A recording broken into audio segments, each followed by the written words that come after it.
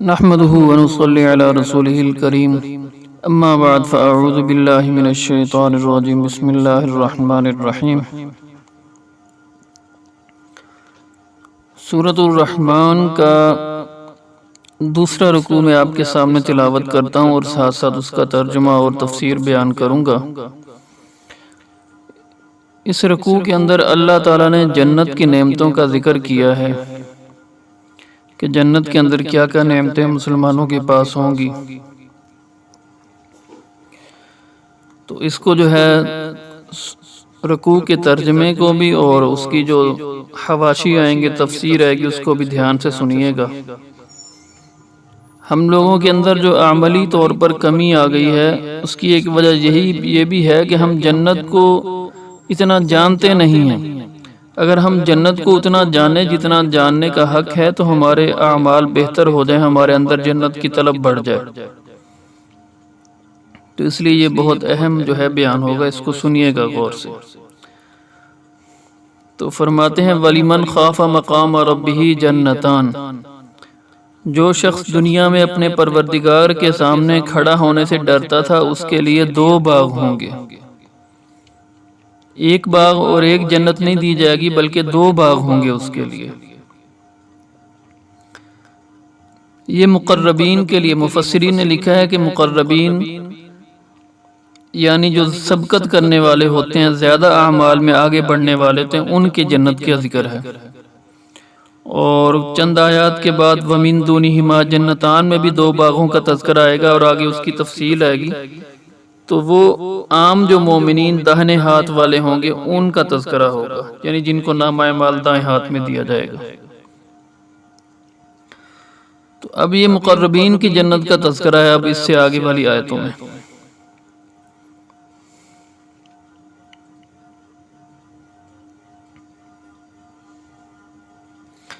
تو کہتے ہیں کہ وَلِمَنْ خَافَ مَقَامَ رَبِّهِ جَنَّتَانِ، اور جو شخص اپنے پروردگار کے سامنے کھڑا ہونے سے ڈرتا تھا دنیا میں، اس کے لیے دو باغ ہوں گے۔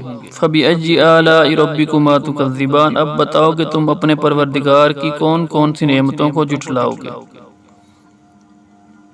ڈرنے کا مطلب یہ ہے کہ وہ اس چیز کا ذہن میں رکھے کہ میں نے ایک دن مرنا ہے، اللہ کے سامنے مجھے اپنے اعمال کا حساب دینا ہے۔ تو اس چیز کو سوچ سوچ کر اپنی زندگی گزارے، یہ نہیں کہ اعمال خراب کیے جا رہے اللہ سے ڈرتا نہیں ہے، یا یہ ہے کہ اللہ غفور الرحیم ہے بس بخش دیں گے۔ یہ باتیں شیطان کی طرف سے ہوتی ہیں، ان سے بچنا چاہیے۔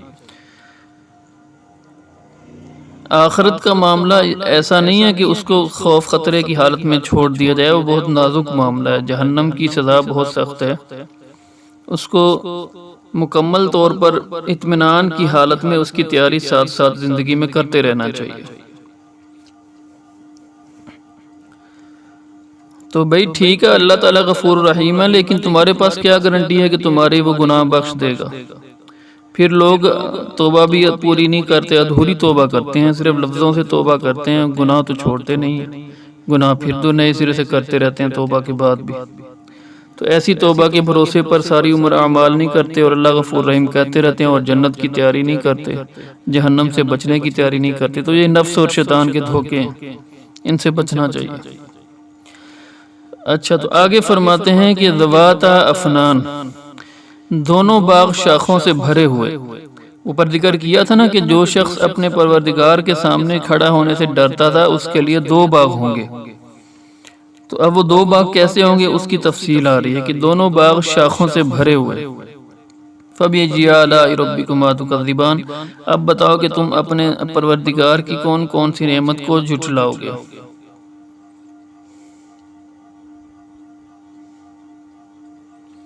فِيهِمَا عَيْنَانِ تَجْرِيَانِ، انہی دو باغوں میں دو چشمے بہہ رہے ہیں۔ فَبِأَيِّ آلَاءِ رَبِّكُمَا تُكَذِّبَانِ، اب بتاؤ کہ تم دونوں یعنی جن اور جنات اور انسان، تو جنات اور انسان اب تم بتاؤ کہ اپنے پروردگار کی کون کون سی نعمتوں کو جھٹلاؤ گے۔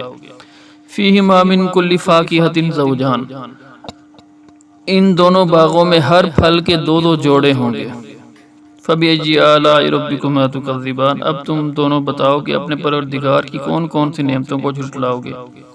مُتَّكِئِينَ عَلَى فُرُشٍ بَطَائِنُهَا مِنْ اسْتَبْرَقٍ، وہ جنتی لوگ ایسے فرشوں پر تکیہ لگائے ہوئے ہوں گے جن کے استر دبیز ریشم کے ہوں گے، وجن الجنتین دان، اور دونوں باغوں کے پھل جھکے ہوئے پڑے ہوں گے۔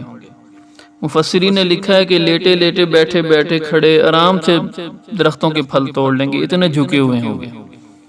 فَبِأَيِّ آلَاءِ رَبِّكُمَا تُكَذِّبَانِ، اب تم بتاؤ کہ تم اپنے پروردگار کی کون کون سی نعمتوں کو جھٹلاؤ گے۔ فِيهِنَّ قَاصِرَاتُ الطَّرْفِ لَمْ يَطْمِثْهُنَّ إِنسٌ قَبْلَهُمْ وَلَا جَانٌّ، انہی باغوں میں وہ نیچی نگاہ والیاں ہوں گی جنہیں ان جنتیوں سے پہلے نہ کسی انسان نے کبھی چھوا ہوگا اور نہ کسی جن نے۔ فَبِأَيِّ آلَاءِ رَبِّكُمَا تُكَذِّبَانِ، اب بتاؤ کہ تم اپنے پروردگار کی کون کون سی نعمتوں کو جھٹلاؤ گے۔ تو ان آیات کے اندر حوروں کا تذکرہ ہے، جنت میں جو بیویاں دی جائیں گی، حوریں دی جائیں گی، ان کا تذکرہ ہے۔ تو نیچی نگاہ والی ہوں گی، یعنی شرم و حیا والی ہوں گی، اپنے شوہر کے علاوہ کسی کی طرف نظر اٹھا کر بھی نہیں دیکھیں گے، اور اس کے شوہر جو جنت میں اس حور کا شوہر ہوگا، اس سے پہلے اس حور کو کسی بھی نہ انسان نے چھوا ہوگا نہ کسی جن نے چھوا ہوگا۔ آگے فرماتے ہیں کہ انہن الجاقوت والمرجان، وہ حوریں کیسی ہوں گی؟ وہ ایسی ہوں گی جیسے یاقوت اور مرجان، یعنی موتیوں کی طرح خوبصورت ہوں گی، چمکدار خوبصورت ہوں گی۔ فَبِأَيِّ آلَاءِ رَبِّكُمَا تُكَذِّبَانِ، اب بتاؤ کہ تم اپنے پروردگار کی کون کون سی نعمتوں کو جھٹلاؤ گے۔ هَلْ جَزَاءُ الْإِحْسَانِ إِلَّا الْإِحْسَانُ، اچھائی کا بدلہ اچھائی کے سوا اور کیا ہے۔ فَبِأَيِّ آلَاءِ رَبِّكُمَا تُكَذِّبَانِ، اب بتاؤ کہ تم اپنے پروردگار کی کون کون سی نعمتوں کو جھٹلاؤ گے۔ اچھائی کا بدلہ اچھائی کے سوا اور کیا ہے، یعنی اچھا عمل کیا انسانوں جنہوں نے، اللہ نے اس کا بدلہ اچھی جنت کی صورت میں دے دیا، تو یہی تو بدلہ ہو سکتا ہے اچھائی کا۔ وَمِن دُونِهِمَا جَنَّتَانِ، اور ان دو باغوں سے کچھ کم درجے کے دو باغ اور ہوں گے۔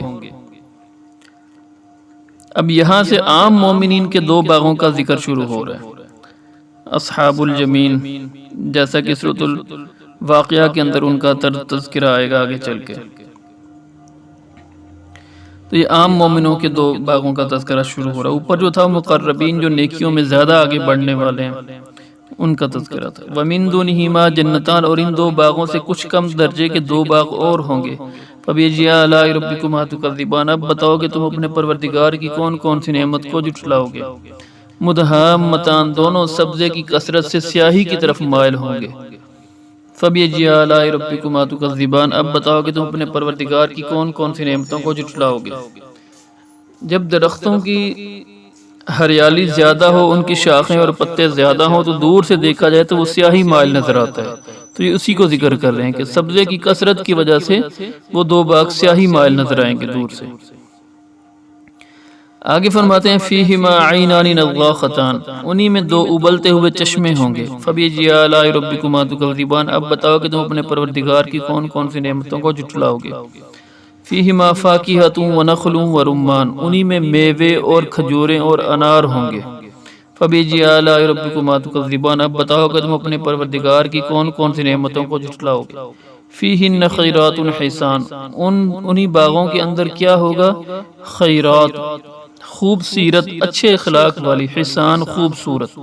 تو انہی باغوں کے اندر کیا ہوگا کہ خوبصورت اور خوب سیرت، یعنی اچھے اخلاق والی اور خوبصورت عورتیں ہوں گی ان جنتیوں کے لیے، یعنی ان کی بیویاں ہوں گی۔ فَبِأَيِّ آلَاءِ رَبِّكُمَا تُكَذِّبَانِ، اب تم بتاؤ کہ اپنے پروردگار کی کون کون سی نعمتوں کو جھٹلاؤ گے۔ حور مقصورات فی الخیام، وہ حوریں ہیں جنہیں خیموں میں حفاظت سے رکھا گیا ہوگا۔ فَبِأَيِّ آلَاءِ رَبِّكُمَا تُكَذِّبَانِ، اب بتاؤ کہ تم اپنے پروردگار کی کون کون سی نعمتوں کو جھٹلاؤ گے۔ اب یہاں پر جو کہا گیا ہے کہ وہ حوریں خیموں میں ہوں گی، تو خیموں کی تفصیل صحیح بخاری کی ایک حدیث میں آئی ہے کہ یہ موتی سے بنے ہوئے بہت لمبے چوڑے خیمے ہوں گے۔ یہ دنیا میں جس طریقے کے خیمے ہوتے ہیں وہ والے خیمے نہیں ہوتے جو عام سے کپڑے سے بنے ہوئے ہوتے ہیں، یہ وہ والے خیمے نہیں ہوں گے، موتیوں سے بنے ہوئے خوبصورت چمکدار اور بہت بڑے بڑے لمبے چوڑے ہوں گے، ان کے اندر جو ہے وہ حوریں ہوں گی۔ تو مقصورات کے لفظ سے معلوم ہوتا ہے کہ عورت کی اصل خوبی یہی ہے کہ وہ گھر کے اندر رہے، جس طریقے سے جنت کے اندر عورتیں جو ہے حفاظت سے خیموں کے اندر ہوں گی۔ تو عورت کی خوبی یہ ہے کہ وہ گھر کے اندر رہے، باہر جانا ضروری مجبوری کی وجہ سے ہونا چاہیے، اس کے بغیر نہیں ہونا چاہیے۔ لم یطمثہن انس قبلہم ولا جان، انہیں یعنی ان جو خیموں میں جو حوریں ہوں گی ان کو ان جنتیوں سے پہلے نہ کسی انسان نے کبھی چھوا ہوگا نہ کسی جن نے۔ فبأي آلاء ربكما تكذبان، اب بتاؤ کہ تم اپنے پروردگار کی کون کون سی نعمتوں کو جھٹلاؤ گے۔ متکئین علی رفرف خضر وعبقری حسان، وہ جنتی سبز رفرف اور عجیب و غریب قسم کے خوبصورت فرش پر تکیہ لگائے ہوئے ہوں گے۔ فبأي آلاء ربكما تكذبان، پس تم بتاؤ کہ اپنے پروردگار کی کون کون سی نعمت کو جھٹلاؤ گے۔ تبارک اسم ربک ذی الجلال والاکرام، بڑا بابرکت نام ہے تمہارے پروردگار کا جو عظمت والا بھی ہے اور کرم والا بھی ہے۔ اب یہاں پر یہ ذہن میں رکھنا چاہیے کہ رفرف اصل میں نقش و نگار والے قلین کو کہتے ہیں۔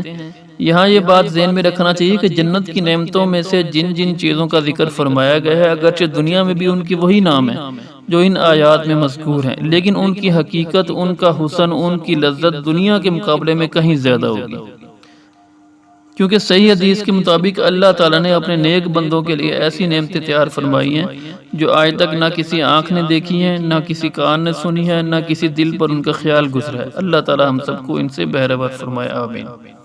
تو دنیا والی نعمتوں کی حد تک نہیں ان کو سمجھنا، یہ بہت خوبصورت ہوں گی، دنیا والی نعمتوں سے بہت لذیذ ہوں گی اور ان کی حقیقت بہت عمدہ ہوگی۔ یہ الگ بات ہے کہ بظاہر جو ہے مثلاً اب پھل ہیں تو شکل ان سے دنیاوی پھل سے ملتی ہوگی، تو اللہ نے نام بھی دنیاوی پھلوں کا استعمال کر لیا، لیکن جب ہم کھائیں گے تو ان کا اور ہی مزہ ہوگا، اور ہی لطف ہوگا۔ تو اللہ تعالیٰ جو ہے ہمیں جنت کو طلب کرنے کی توفیق عطا فرمائے، اپنے عملوں کو اچھا کرنے کی توفیق عطا فرمائے، گناہوں سے بچنے کی اور جنت کو صحیح معنی میں جو طلب کرنے کا طریقہ ہے اس پر چلنے کی توفیق عطا فرمائے۔ جنت کو طلب کرنے کا صحیح جو طریقہ ہے وہ یہ ہے کہ آپ گناہوں سے بچیں اور فرائض کم از کم سارے ادا کریں۔ جتنے بھی فرائض ہیں، حلال حرام کے معاملات ہیں، ضروری معاملات ہیں، دین نے جو بتائے ہیں کہ یہ تو لازمی ہے، اس کے اندر چھوٹ نہیں، ان سب کو پورا کریں اور گناہوں سے بچیں۔ یہ ہے صحیح طریقہ جنت کو طلب کرنے کا۔ تو جنت کی نعمت جیسا کہ ذکر گزرا بہت ہی عمدہ ہیں، اور حدیث شریف میں تو آتا ہے، بلکہ قرآن کی آیت میں بھی آتا ہے فَلَا تَعْلَمُ نَفْسٌ مَا أُخْفِيَ لَهُم مِّن قُرَّةِ أَعْيُنٍ، کوئی جان نہیں جانتا کہ اللہ نے کیا اس آنکھوں کی ٹھنڈک تیار کر رکھی ہے۔ تو وہ ایسی ہیں کہ نعمتیں کہ ہم دنیا میں بہرحال کسی حد تک ہلکا سا تصور ہی کر سکتے ہیں، یا شاید تصور بھی نہیں، وہاں پہنچیں گے تو پھر ہی ہمیں سمجھ میں آئے گی۔ اس قدر جو ہے وہ عمدہ نعمتیں اللہ نے ہمارے لیے تیار کر رکھی ہیں، تو اس کے لیے اتنی سی کوشش کرنے میں کیا حرج ہے؟ تو کوشش کرنی چاہیے۔ تو کوشش کا رستہ کیا ہے؟ گناہ چھوڑیں جتنے بھی ہیں، اور وہ چھوٹے ہوں بڑے ہوں، اور کم از کم جو فرائض ہیں ان کو ادا کریں۔ تو اللہ تعالیٰ ہمیں عمل کی توفیق عطا فرمائے۔ وآخر دعوانا الحمدللہ رب العالمین۔